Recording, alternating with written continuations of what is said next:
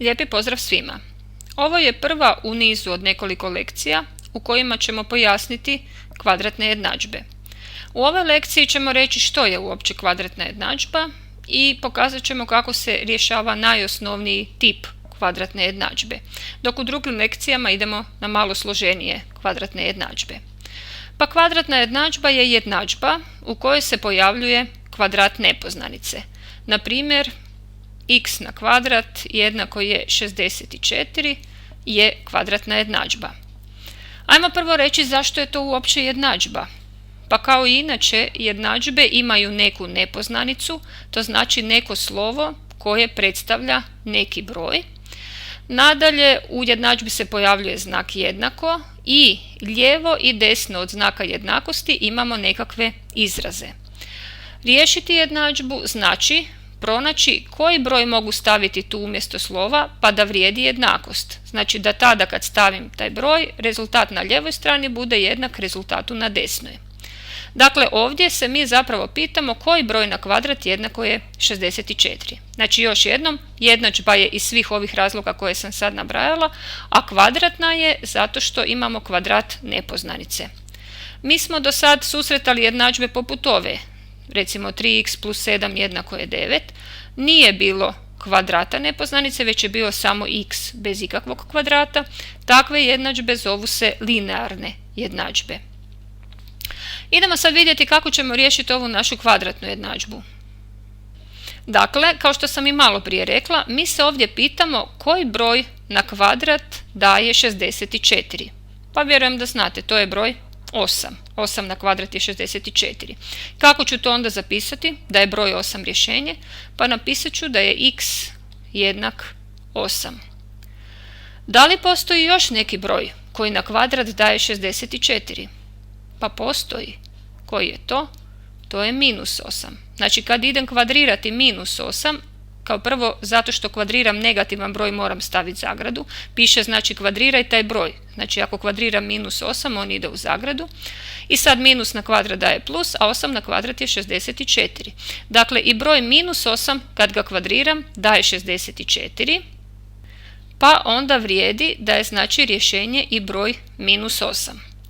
Međutim, ovo što sad tu piše matematički nije ispravno, jer ovdje sad onda nije jasno da li je x jednak 8 ili minus 8.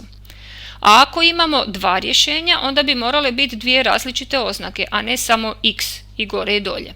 Pa da bi matematičari izbjegli tu zavrzlamu, oni su smislili da se u indeks zapiše broj koji razlikuje ta dva x-a.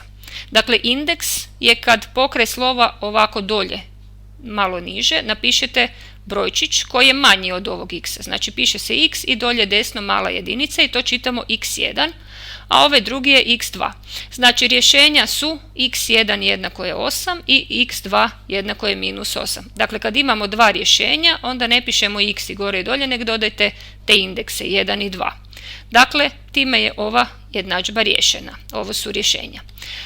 Umjesto ovako dvostrukog pisanja rješenja, matematičari su smislili da se to može na još jedan način zapisati kraće, a to je x je jednako plus minus 8. Ova oznaka govori da imamo dva rješenja, jedno je plus 8, drugo je minus 8. Dakle, ako imate dva suprotna broja za rješenje, onda se to može i ovako pisati. Ajmo riješiti još jednu jednadžbu. Na primjer imamo jednadžbu x na kvadrat jednako je 121. Koje je rješenje te jednadžbe ili koja su rješenja te jednadžbe? Znači pitamo se koji broj na kvadrat daje 121. Znamo da je to 11. Ima li još koji? Da, i minus 11. Pa kako ćemo to zapisati? Idemo na ovaj kraći način. Pa x je jednako plus minus 11. I time je evo i ova jednadžba riješena.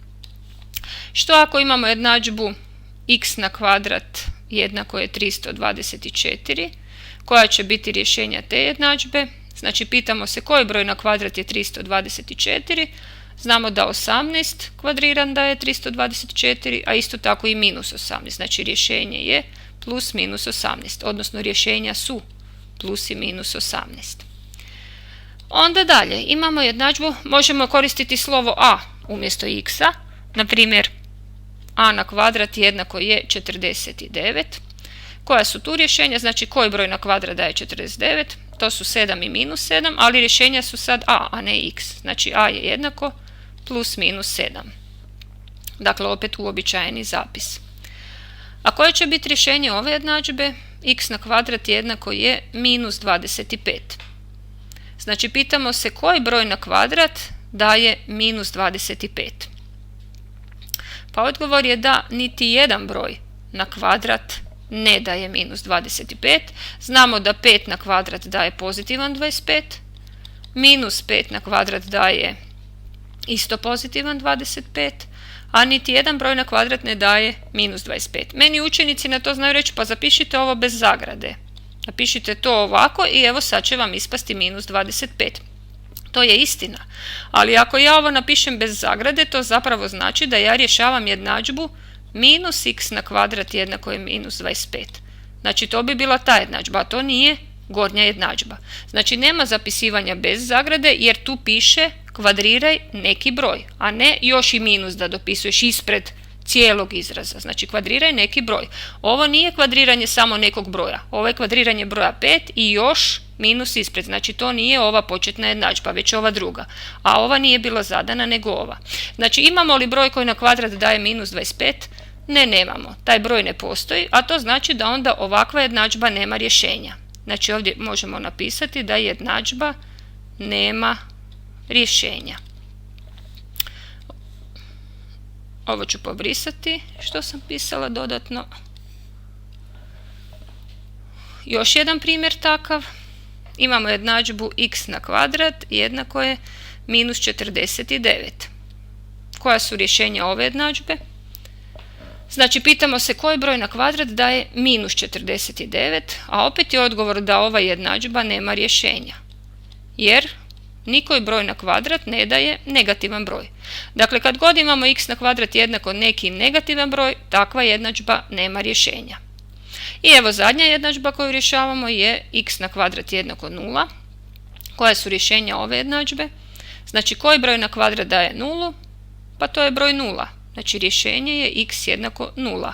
Jer je 0 na kvadrat jednako 0. Imamo li ovdje još koje rješenje? Nemamo.